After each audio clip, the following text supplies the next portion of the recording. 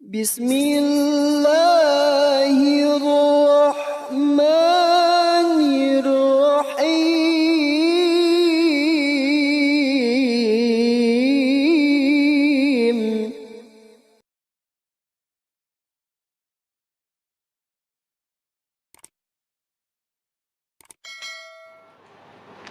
Assalamualaikum warahmatullahi wabarakatuh. Alhamdulillahi rabbil alamin. Wassalatu wassalamu ala ashrafil anbiya'i wal mursalin wa ala alihi wa ashabihi wa man tabi'ahum bi ihsanin ila yaumiddin, amma ba'd. Kaum muslimin wal muslimat, para pecinta ilmu syar'i, para pemirsa Ilfa Dakwah, semoga dirahmati Allah tabaraka wa ta'ala. Pada saat ini kajian kita membahas pasal yang ke-13 tentang tauhid ibadah. Seorang muslim yang beriman kepada uluhiyah Allah tabaraka wa ta'ala terhadap segenap makhluk dan rububiyahnya Allah atas semesta alam, dan bahwasanya tiada Tuhan yang berhak disembah kecuali Allah, dan tiada Rabb, Tuhan pencipta yang mematikan, yang menghidupkan serta menguasai alam semesta ini selain Dia. Maka dari itu, seorang muslim yang beribadah hanya kepada Allah Azza wa Jalla dengan segala bentuk ibadah yang telah Allah tetapkan bagi semesta alam ini dan bagi para hambanya. Dan ia tidak mengalihkan satu bentuk ibadah pun kecuali hanya kepada Allah tabaraka wa ta'ala. Oleh karena itu, maka apabila memohon, itu hanya memohon kepada Allah. Apabila meminta pertolongan, hanya minta pertolongan kepada Allah jua. Dan apabila bernazar, maka bernazarnya hanya kepada Allah.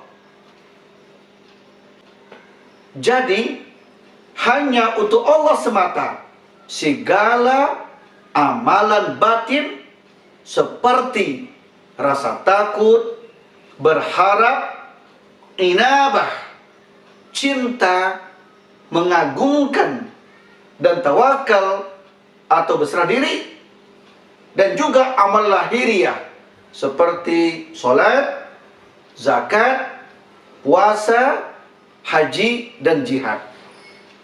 Dengan demikian dapat kita katakan, kita tegaskan bahwa ibadah batiniah, ibadah lahiriah, diri kita secara total kalau beribadah hanya kepada Allah dan diharamkan beribadah kepada selainnya.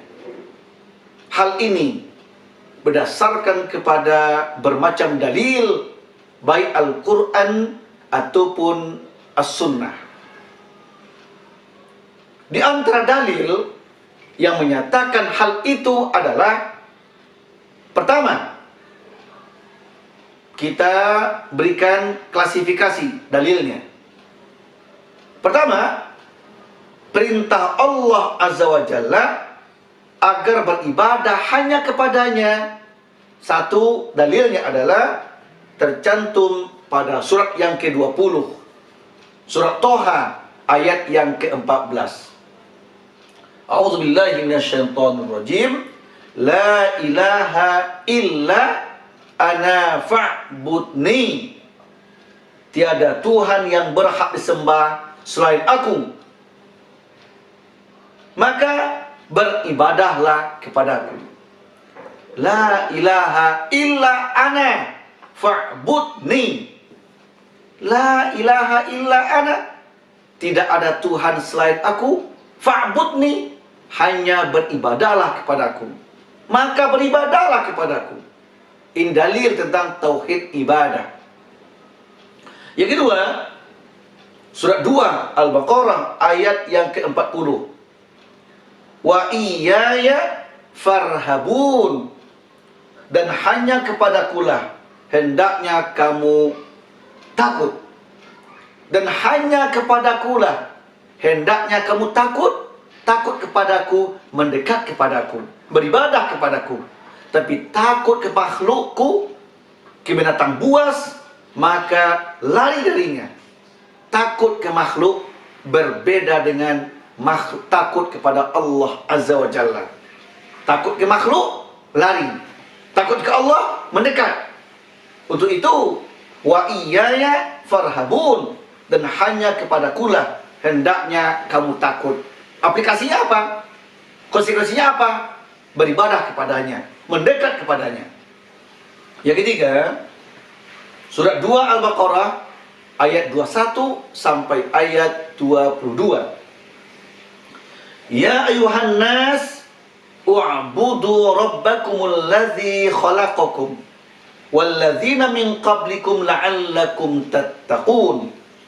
Alladzi ja'alakumul arda firasya was-samaa'a binaa'an wa anzala minas samaa'i maa'a fa akhraja bihi minas thamarati rizqan lakum fala taj'alu lillahi andada wa antum ta'lamun.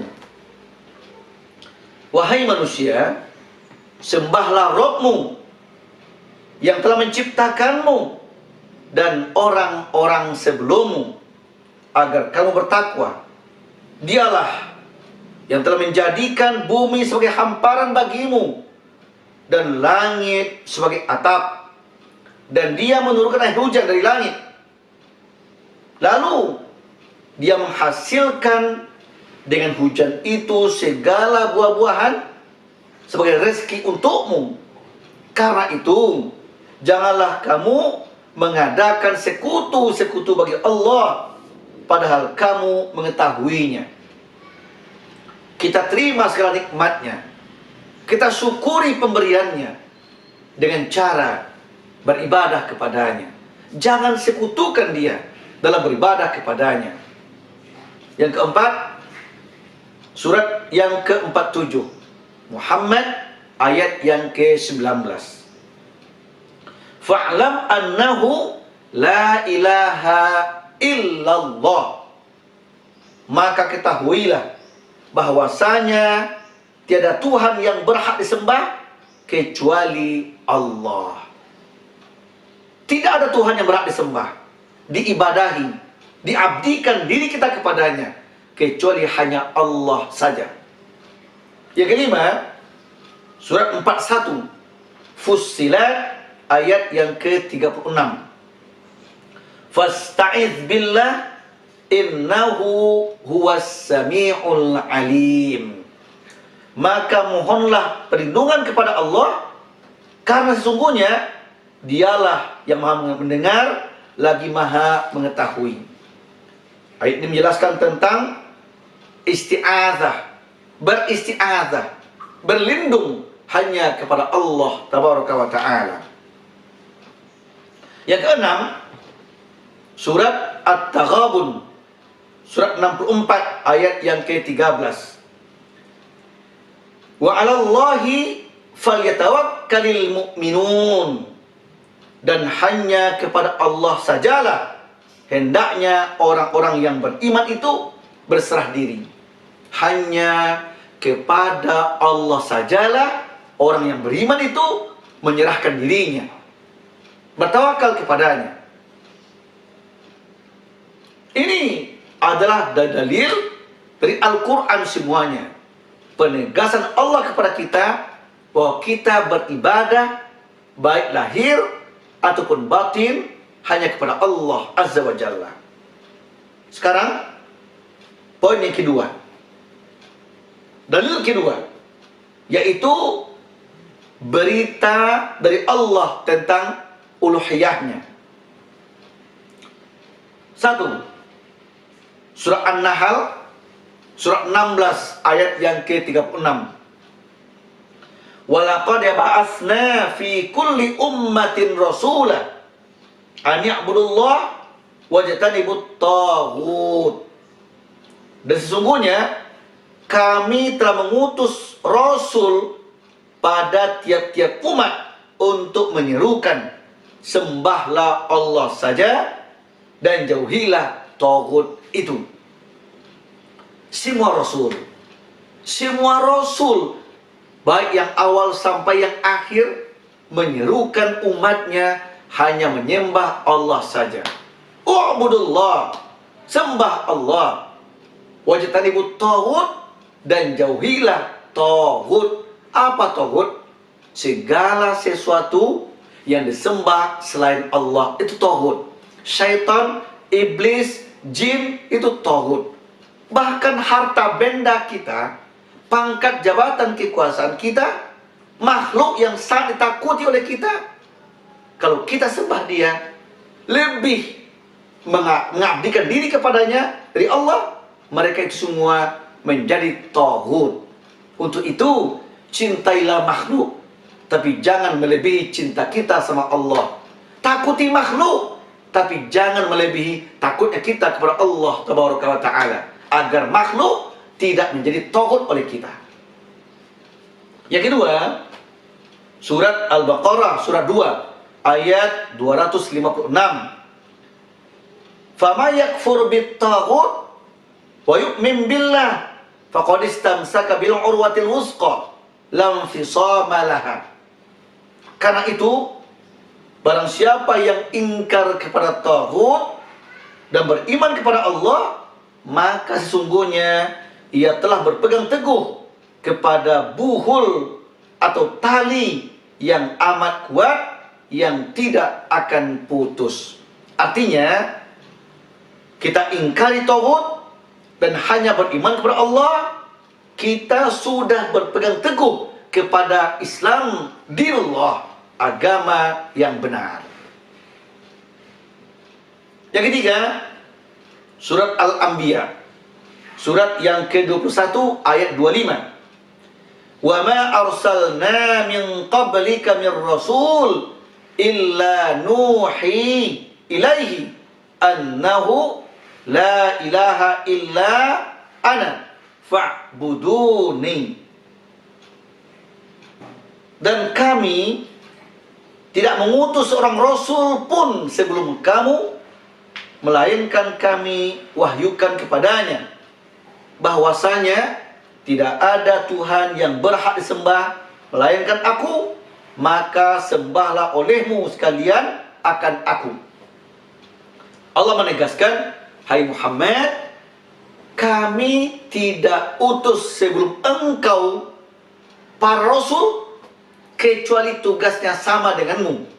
Semua rasul dan kamu sama tugasnya. Apa tugasnya? Mengajak umat, menyerukan umat untuk hanya menyembah Allah saja, untuk beribadah hanya kepada Allah saja. Yang keempat, surat 39 Az-Zumar ayat 64. Qul afa ghairallah ta'muruni a'budu ayyuhal jahilun. Katakanlah, maka apabila kamu menyuruh aku menyembah selain Allah, hai orang-orang yang tidak berpengetahuan. Allah perintahkan kepada Nabi Muhammad SAW bahwa Nabi mengatakan, hai Muhammad, katakanlah, maka apakah kamu, hai umatku, menyuruh aku untuk menyembah selain Allah, hai orang-orang yang tidak berpengetahuan.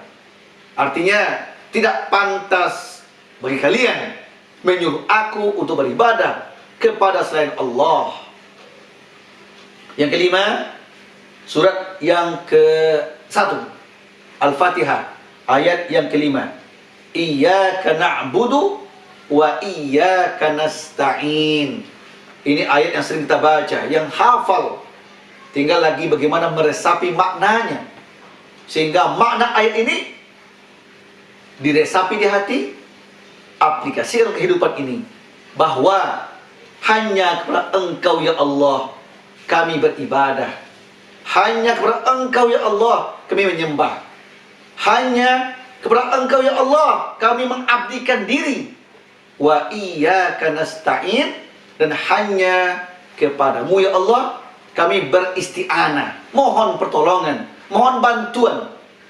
Ini ayat yang pendek tapi dalam maknanya yang kita ulang-ulang setiap sholat membacanya. Tinggal lagi bagaimana kita baca ketika sholat, pahami di hati, aplikasikan dalam kehidupan sehari-hari, bahwa kita hanya beribadah, menyembah, mengabdikan diri hanya kepada Allah dan meminta tolong hanya kepadanya.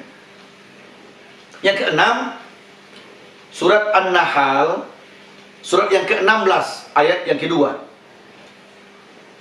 Yunazzilul malaikata birruh min amrihi ala may yasha'u min ibadihi an anziru annahu la ilaha illa ana fattaqun. Dia menurunkan para malaikat dengan membawa wahyu dengan perintahnya kepada siapa yang dia kehendaki di antara hamba-hambanya, yaitu peringatkanlah olehmu sekalian bahwasanya tidak ada Tuhan yang berhak disembah melainkan aku, maka hendaklah kamu bertakwa kepadaku. Ayat ini semakna dengan ayat-ayat yang sebelumnya. Kesimpulan apa? Kesimpulannya, Allah instruksikan kepada kita untuk beribadah, untuk menyembah, mengabdikan diri hanya kepada Allah semata. Jangan sekutukan beribadah kepadanya. Jangan bikin tandingan Allah dalam beribadah kepadanya. Beristi'anah, minta tolong. Beristi'adzah, minta perlindungan hanya kepada Allah Azza wa Jalla. Wahai hamba-hamba yang berakal dan yang beriman, mari kita hanya menyembah Allah saja. Hidup kita ini hanya untuk beribadah kepadanya. Bukankah Allah menegaskan, wa ma khalaqtul jinna wal insa illa liya'budun. Surat 51 ayat yang ke-56, Az-Zariyat 56. Aku tidak akan menciptakan manusia, tidak akan menciptakan kamu semuanya kecuali hanya untuk beribadah kepadaku. Jadi Allah menciptakan makhluknya, khususnya kita manusia ini, hanya untuk beribadah kepadanya. Berarti sungguh menyesal Allah menciptakan kita, tapi kita mengingkari beribadah kepadanya. Nauzubillah, summa nauzubillah min dzalik. Ini yang kedua. Yang ketiga, ini dalil dari Rasulullah sendiri tentang uluhiyah Allah, seperti dalam pesannya kepada Mu'adz bin Jabal ketika diutus ke negeri Yaman. Nabi pernah mengutus Mu'adz bin Jabal ke negeri Yaman menjadi amir, menjadi gubernur. Ketika Nabi mengutusnya ke sana, Nabi bersabda kepada Mu'adz bin Jabal, apa kata Nabi? Falyakun awwalu ma tad'uhum ilaih ayyuhidullah ta'ala. Hendaklah seruan awal yang kamu serukan kepada mereka adalah hendaknya mereka mengesahkan Allah. Hai Mu'adz, kalau kamu sampai di Yaman nanti menjadi amir, menjadi gubernur, yang pertama kamu serukan kepada umatmu, kepada wargamu, kepada masyarakatmu, agar mereka mentauhidkan Allah, jangan sekutukan Allah tabaraka wa ta'ala. Ini tercantum pada hadis riwayat Bukhari Muslim dari Mu'adz bin Jabal. Yang kedua, Ya Mu'adz, atadri ma haqqullah 'alal ibad? Qala, Allah wa rasuluhu a'lam. Qala, ay ya'buduhu wa la yusyriku bihi syai'a. Wahai Mu'adz, kata Nabi, apakah kamu tahu apa hak Allah atas hamba-hambanya? Mu'adz menjawab, Allah dan Rasulnya yang lebih mengetahuinya. Beliau bersabda, beribadahlah hanya kepadanya dan tidak menyekutukan sesuatu pun dengannya. Ini hadis juga mengetuk hati kita. Bagaimana bicara sama Nabi, sama Rasul, kalau sekarang sama para ulama, ada etikanya. Ketika Nabi bertanya ke Mu'adz, hai Mu'adz, apakah kamu tahu apa hak Allah atas hamba-hambanya? Sekalipun Mu'adz tahu, tapi Mu'adz menjawab dengan kata-kata yang Masya Allah, dengan merendahkan dirinya. Allah dan Rasulnya yang mengetahuinya. Allah dan Rasulnya yang lebih mengetahuinya. Masya Allah. Ini diantara tawaduknya para sahabat Nabi. Ini tercantum pada hadis yang sahih, juga hadis riwayat Bukhari Muslim dari Mu'adz bin Jabal. Yang ketiga, idza sa'alta fas'alillah wa idza ista'anta fasta'in billah. Apabila kamu memohon, maka memohonlah kepada Allah. Dan apabila kamu minta perlindungan, maka mintalah perlindungan kepada Allah. Hadis ini, hadis sahih, riwayat At-Tirmidzi, hadis bernomor 2516. Yang keempat,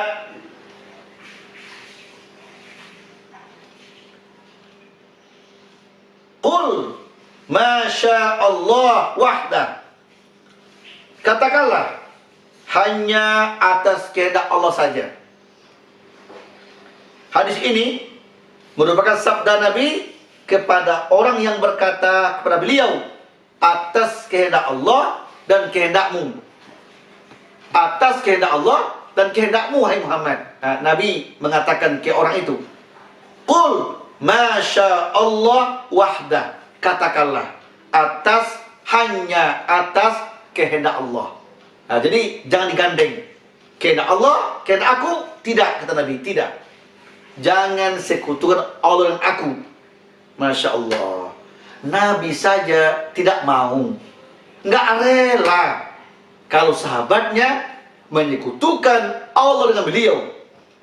Hanya dengan kata-kata atas kehendak Allah dan atas kehendakmu, Nabi nggak mau. Kata Nabi apa? Tidak. Tapi katakanlah, masya Allah wahdah, hanya atas kehendak Allah saja. Begini cara Nabi menancapkan tauhid, menanamkan akidah ke hatinya para sahabat. Nabi tidak memberi celah sedikit pun untuk menyekutukan Allah dengan apapun, sehingga sahabat dikunci hatinya. Begitu sahabat mengatakan masya Allah wa masya'uka, atas kehendak Allah dan kehendakmu, Nabi mengatakan masya Allah wahdah, hanya atas kehendak Allah saja. Yang kelima, yang keempat ini hadis riwayat An-Nasa'i. Yang kelima, sabda Nabi tentang menyalahi uluhiyah Allah. Inna akhwafa ma akhafu alaikum syirk, asyirkul asghar. Qalu ya Rasulullah, wa ma syirkul asghar? Qala ar-riya. Inna Allah tabaraka wa ta'ala yaqul yawma tujazal ibad bi'a'malihim idhabu ilal ladzina kuntum tura'un bi'a'malikum fid dunya fanzuru hal tajiduna indahum jazaa'a. Sesungguhnya yang sangat aku khawatirkan terhadap kalian adalah syirik kecil. Para sahabat bertanya, "Ya Rasulullah, apa itu syirik kecil?" Nabi menjawab, "Riya atau pamer." Sesungguhnya Allah yang Maha Suci lagi Maha Tinggi pada hari di mana para hamba diberi balasan atas perbuatan mereka akan berfirman, pergilah kalian kepada orang-orang yang kalian berbuat riya kepada mereka di dunia, lalu lihatlah apakah kalian mendapatkan pahala dari mereka. Nah begini, ketika para hamba di akhirat nanti minta balasan ke Allah atas perbuatan baiknya, atas ibadahnya selama hidup, apa kata Allah?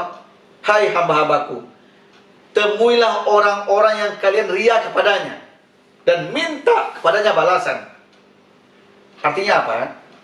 Artinya kalian selama hidup beribadah riya, berbuat kebaikan riya, mengharapkan balasan dari manusia. Nah sekarang kata Allah apa? Mintalah ke manusia itu, minta ke mereka balasan. Bukankah engkau mengharapkan dari balasannya? Minta ke dia. Aku tidak berhak balasi. Na'udzubillah min dzalik. Ibadah-ibadah yang kita kerjakan landasannya karena harapan manusia membalasnya, ujian manusia, Allah tidak sudi memberikan balasan. Allahu Akbar. Malah Allah mengatakan, temuilah orang-orang yang dulu kalian riya kepadanya, ke dia minta balasannya, bukan ke aku. Alangkah malang dan ruginya hamba-hamba yang beribadah, yang riya kepada manusia. Ini tercantum dalam hadis riwayat Imam Ahmad. Yang keenam, Rasulullah SAW bersabda kepada sekelompok ahli kitab, "Alaisu yuhilluna lakum ma haramallah fatuhilluna wa yuharrimuna ma halallahu fatuharrimuna." Qalu bala. Qala fatilka ibadatuhum. Tidakkah mereka para rahib dan pendeta menghalalkan bagi kalian apa yang diharamkan oleh Allah, lalu kalian juga menghalalkannya, dan mereka mengharamkan apa yang dihalalkan oleh Allah, lalu kalian juga mengharamkannya. Mereka ahli kitab menjawab, "Ya benar." Rasulullah bersabda, itulah peribadatan kalian kepada mereka. Apabila kita mengikuti karakter Yahudi Nasrani, mengikuti sifat ahli kitab, ketika mereka menghalalkan yang Allah haramkan, mengharamkan yang Allah halalkan, kita pun mengikuti itu, maka kita sudah beribadah ke ahli kitab itu, sudah berbuat syirik ke Allah Tabaraka wa Ta'ala. Tidak pantas kalian seperti itu, kata Nabi. Ungkapan itu adalah sabda Nabi kepada Adi bin Hatim, atau mantan tokoh agama Nasrani, setelah beliau membaca firman Allah Azza wa Jalla, ya, yang artinya mereka telah menjadikan para pendeta dan rohib mereka sebagai sembahan selain Allah. Adi pada saat itu berkata, "Ya Rasulullah, kami tidak menyembah mereka." Ingat, kita tidak menyembah ahli kitab, tapi kita mengikuti perkataan mereka. Kita meyakini perkataan mereka. Mereka menghalalkan yang Allah haramkan, mereka mengharamkan yang Allah halalkan, kita pun seperti itu, mengikuti itu, maka kita telah beribadah kepada mereka. Na'udzubillah min dzalik. Ini tercantum dalam hadis riwayat At-Tirmizi nomor 3095.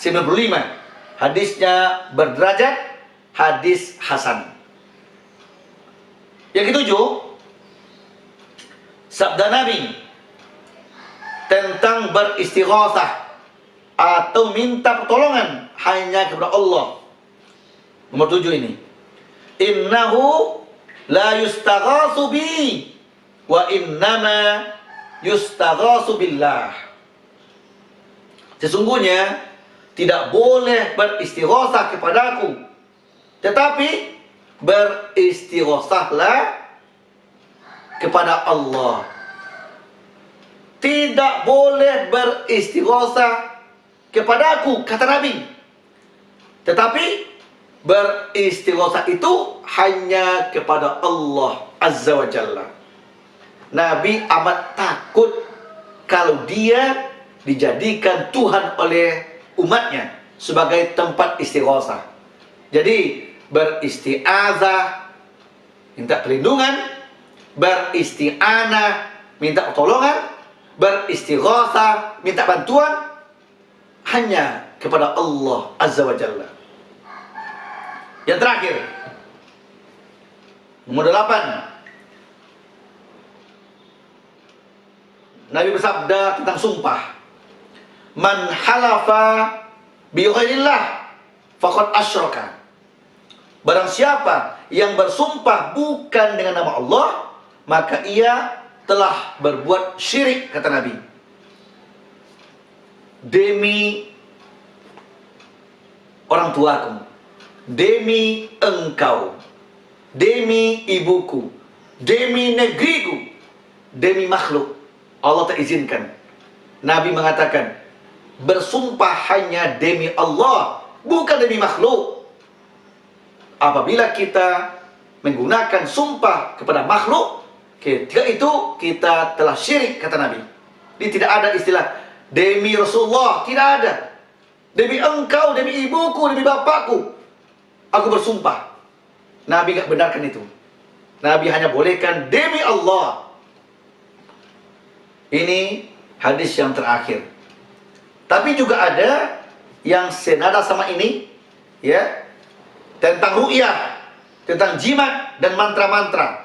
Ini sebangsa sihir. Kata Nabi, innar ruqa wat tamaim wat tiwalah syirkun. Sesungguhnya bacaan untuk orang sakit namanya ru'yah, kalung jimat namanya tamaim, dan mantra pelet atau tiwalah, itu semua kesyirikan, kata Nabi. Ini tercantum dalam hadis riwayat At-Tirmizi nomor 15335, hadisnya hasan, dan hadis riwayat Ahmad dan Abu Daud. Para pemirsa, para pencinta ilmu syar'i, semoga diberikan Allah Taala. Semoga dengan kajian ini semakin mantap tauhid kita, khususnya tauhid ibadah. Mari segala peribadatan kita, segala penghambaan diri kita hanya kepada Allah saja. Ingat kata kuncinya, beribadah hanya kepada Allah, bernazar hanya kepada Allah, bersumpah hanya kepada Allah, minta perlindungan hanya kepada Allah, minta pertolongan hanya kepada Allah, minta bantuan hanya kepada Allah. Tidak ada hak kita untuk menyekutukan Allah dalam beribadah kepadanya. Mudah-mudahan semakin mengkaji kita tauhid ini, semakin murni tauhid kita kepada Allah Taala, sehingga ridha Allah betul-betul tercurah untuk kita. Assalamualaikum warahmatullahi wabarakatuh.